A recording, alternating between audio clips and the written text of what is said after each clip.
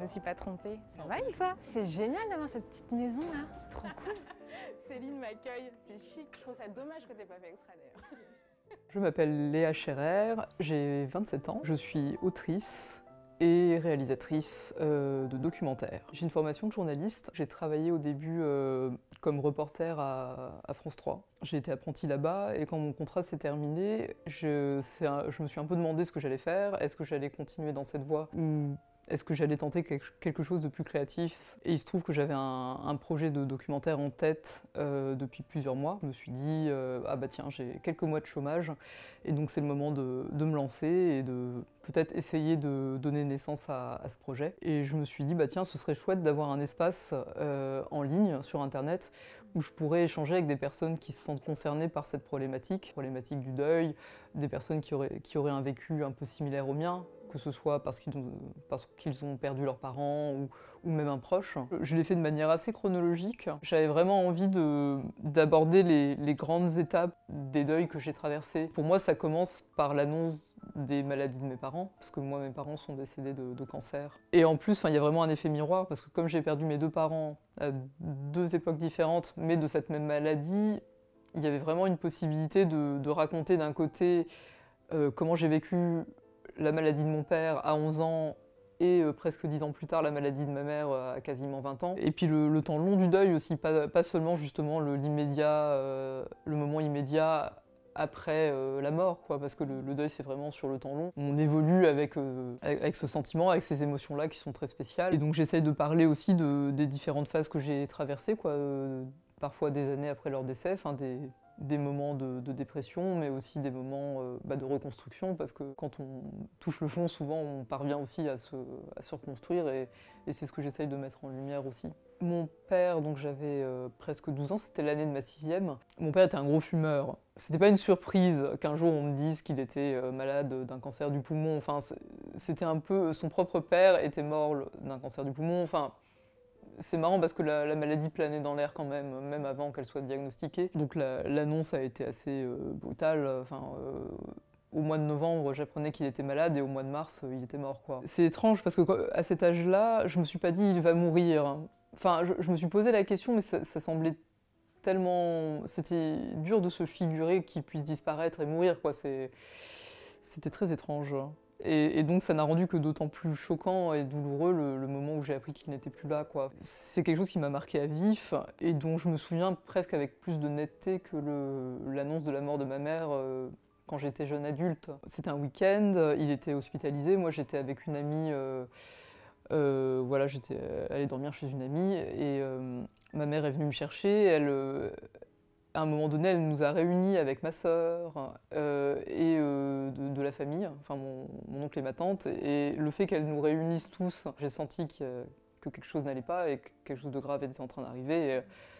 Et là, elle nous dit « Ah bah, votre papa est au ciel ». C'était ces mots. Et là, tout s'effondre. C'était une réaction d'une extrême violence pour une jeune fille, quoi. Enfin, j'ai vraiment hurlé, pleuré, enfin, je me suis projetée au sol assez violemment, enfin, en criant que j'étais toute seule. C'était atroce. Enfin, encore aujourd'hui, raconter ça, ça peut me faire monter les larmes assez vite, ça dépend, mais c'est quelque chose vraiment d'inscrit au fer rouge, au plus profond de moi, quoi. Donc quand ma mère est décédée, à son tour, moi j'étais déjà étudiante, je vivais plus dans notre ville d'origine. Et c'est vrai que quand elle est morte à son tour, la personne qui a été un peu officiellement en charge de pas mal de logistique, ça a été moi. J'étais désormais un peu pas la parente survivante, mais voilà, j'étais majeure. Et effectivement, j'étais en première ligne en termes de paperasse et de logistique, voilà, pour gérer ce qu'il y avait à gérer. Et du coup, c'est très différent. C'est vrai qu'entre vivre ça à 11 ans et s'effondrer sur le sol et avoir quand même encore un parent restant qui est là, qui va assurer, qui reste un parent, qui te protège, etc. Et du coup, tu as moins cette sidération, peut-être que j'ai eu enfant. Là, il fallait être assez pragmatique, il fallait quand même garder de la force et de l'énergie pour gérer ce qu'il y avait à gérer, pour que les obsèques qui ont lieu quand même très rapidement après le décès se passent dans les meilleures conditions possibles, qu'elles soient à la hauteur de ma mère, qui était quelqu'un de très bien. Voilà, et donc c'est un moment important et c'est le dernier adieu, quoi. Et c'est vrai que c'est important de le faire comme on en a envie et comme on pense que cela ferait plaisir à la personne qui a disparu. Là, il y a eu un moment, effectivement, un passage à vide très très violent. Et c'est pas du tout la même chose de vivre un deuil en étant adulte. Après, je dis adulte avec des gros guillemets, j'étais jeune adulte, la nuance elle est importante. Connaître des deuils précoces, qu'on soit enfant, adolescent ou jeune adulte, ça a vraiment un impact important et concret sur notre construction, la construction de notre vie affective, de notre vie professionnelle. On questionne moins l'impact que peut avoir un deuil survenu quand on est jeune adulte que quand on est enfant ou jeune adolescent, quoi. J'ai la chance d'avoir toujours osé en parler, entre guillemets, mais c'était pas forcément attendu. Voilà. Le problème, c'était pas tant moi d'en parler ou de prendre la parole, c'était plus que la personne en face soit ok dans le fait de recevoir cette histoire qui est quand même lourde, qui peut être effrayante. Quand on est soi-même pas concerné, on a une réaction naturelle qui est de vouloir s'en protéger. On nous a jamais appris à recevoir ce type de vécu, on n'est pas thérapeute soi-même, donc on sait pas trop comment il faut réagir quand une personne nous confie et nous dépose un peu entre les mains son récit de vie douloureux. Après, j'ai quand même toujours ressenti un fort besoin de le verbaliser, d'en parler, parce que j'avais le sentiment que c'était vraiment énorme et que c'était mieux à l'extérieur de moi qu'à l'intérieur. Enfin, en tout cas, moi, dans mon cas, si je le gardais pour moi, il y avait un peu un effet cocotte-minute, où voilà, j'allais le garder, et puis jusqu'au trop-plein, et le trop-plein, ça pouvait se matérialiser de manière violente, avec des crises de larmes assez fortes, des moments juste où on n'arrive plus à contenir tout ça, et on a besoin de l'évacuer. Il m'est régulièrement arrivé de déranger avec ce récit-là, aussi parce que j'en parlais beaucoup. Le problème, quand on est en plein dedans, c'est que c'est pas de nous dire qu'on en parle beaucoup qui va nous aider. Enfin, peut-être que c'est un fait qu'on en parle beaucoup, mais je pense que personne n'est bien placé pour dire que c'est trop ou pas assez. La question, c'est plus est-ce que moi, en face, je suis en mesure d'accueillir ça ou pas. Le deuil, c'est de moins en moins tabou, moi, je dirais, parce qu'il y a quand même des choses qui existent. C'est une niche, un petit peu, enfin c'est une thématique de niche qui commence un peu à émerger un peu plus dans l'espace public. On en est vraiment au début. On a un peu cette pensée magique de se dire si je parle de ça, je vais mourir. Enfin, oh là là, comme s'il y avait un peu la faucheuse qui attendait qu'on dise son nom et qui allait arriver avec sa faux. Ouais, de se dire voilà, là on est vivant, la mort, ça viendra quand ça viendra, quoi. Mais le problème, c'est que ça finit toujours par arriver. Parfois ça arrive brutalement. Et il faut s'y préparer, justement. Je pense que c'est vraiment important parce que le plus dur, c'est aussi quand on s'y est pas préparé, parce que on a réfléchi à rien et du coup on se rend compte qu'on a plein de choses à gérer malgré tout et en même temps on n'était pas prêt, alors que là je meurs demain, mon mari il sait ce qu'il doit faire, quoi, entre guillemets. Je dis pas que tout le monde doit en arriver là, mais malgré tout en fait c'est pas ça qui va me faire mourir plus vite. Et au moins, les choses sont cadrées, et pour ceux qui restent, c'est plus simple à gérer par la suite aussi, quoi. J'ai pas de support papier des photos spécifiques que j'ai choisies sur Mémoire d'orpheline, mais j'ai quand même fait cet album, qui est le résultat de mes recherches d'archives, de photos de mes parents, d'archives. Parce que du coup, comme le film leur est consacré, ce qui m'intéressait au départ quand j'ai commencé mon film, c'était vraiment ce qui restait d'eux. Quelles étaient les traces qu'ils avaient laissées, donc les photos sont des traces vraiment importantes. Je suis retournée là où j'ai grandi, j'ai été voir leurs amis, tout simplement. Et je leur ai dit, préparez-moi votre petite sélection de photos, et je vais scanner ça, enfin numériser, et je vais certainement les utiliser, puis ça va appuyer vos récits, les souvenirs que vous avez de mes parents. Et là, c'est mon père. Une clope au bec, évidemment, on sait pourquoi il est mort. Avec un de ses vieux amis de lycée que j'ai interviewé dans mon film.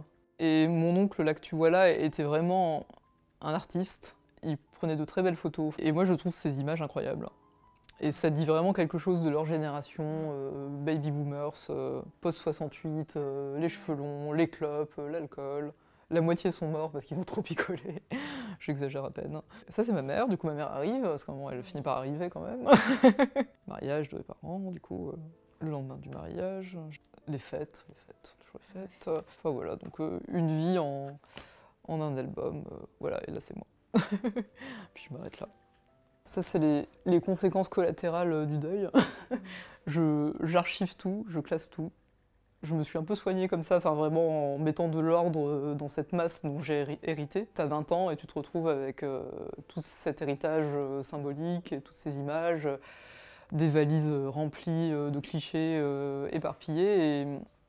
Et donc ouais, j'ai eu un fort besoin de classement et j'ai pas pu le faire tout de suite parce que ça prend un temps de dingue. Avec le confinement, avec le projet Teams, j'ai pu prendre ce temps-là, enfin ce temps de classer, de voir ce que je gardais, ce que je gardais pas, et de pouvoir aujourd'hui prendre cet album et dire voilà, c'est l'histoire de mes parents et tu vois, d'avoir cette trace qui existe et que je trouve précieuse. Tu veux voir mes valises?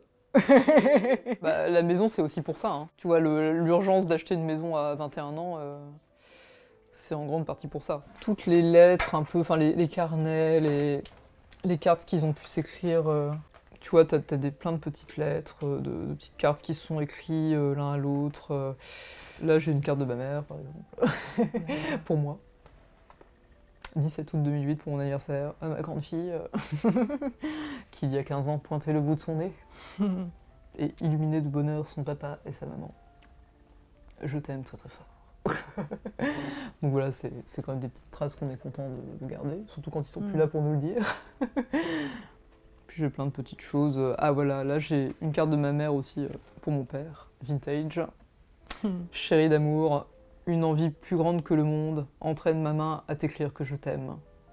Je suis montée tout en haut du Mont Saint-Michel afin que mes baisers soient emportés par le vent et arrivent jusqu'à toi. C'est trop mignon. C'est trop mignon. Voilà, au moins ils se sont aimés. Hein. Oui, on a la preuve ça, en image. Tu vois, je me rends compte qu'il y a de l'humidité, parce qu'en fait les murs de la maison sont humides. D'accord. Et je sens que là, ah oui, prennent un peu d'humidité. On essaye de protéger les choses, mais c'est jamais simple. Et ça, du coup, c'est toi qui t'es occupé de tout trier, de, ouais. de mettre dans ces carnets. Ouais, j'ai vraiment tout. J'ai acheté les petites valises. Je cherchais un système, après c'est assez classique, hein, la valise, où il y a les cartes, les photos. Et voilà, j'ai un peu trié comme ça, effectivement. C'est compliqué de vider la maison parce que faut aller vite, souvent. Enfin, nous, on était aidés par des adultes de notre entourage, et donc il y avait un souci de timing, il y avait l'idée de mettre en location la maison. On n'avait pas le temps de regarder chaque objet. Moi, je l'ai fait un peu. Voilà.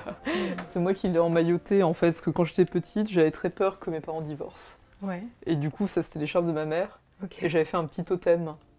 De manière à, tu vois, que si l'écharpe de ma mère était contre le nounours de mon père, ils allaient pas se séparer, tu vois. Oh, c'est trop chou. Alors, ça n'a pas vraiment marché, puisqu'il est mort. Et du coup, ils ont été séparés un peu par la force des choses.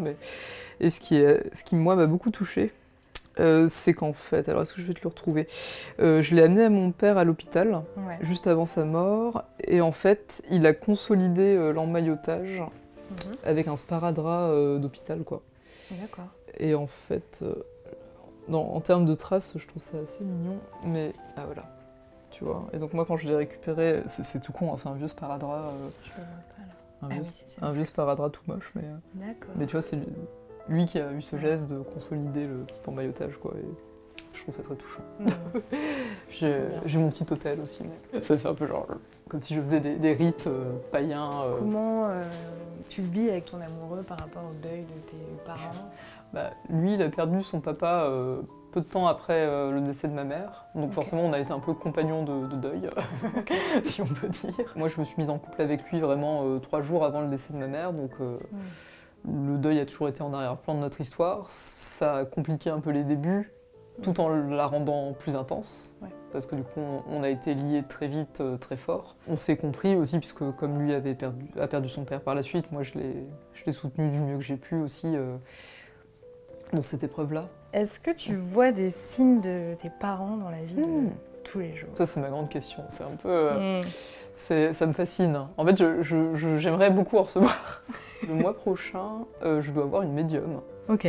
Qu'on y croit ou pas, c'est des personnes qui font le lien entre mort et vivant. Donc forcément, quand on est un peu touché, quand on est proche de ce milieu, on entend un peu parler de ces personnes. Et donc voilà, je me suis dit que j'allais prendre contact avec elles, parce que effectivement, j'ai jamais eu de signe. Quand on meurt, effectivement, je pense pas que juste tout s'arrête. Enfin, je pense que je crois assez aux énergies et à l'idée qu'on n'a pas accès à toutes les sphères qui nous entourent, quoi. Enfin, qu'il y a différentes dimensions. C'est peut-être un peu spécial dit comme ça, mais...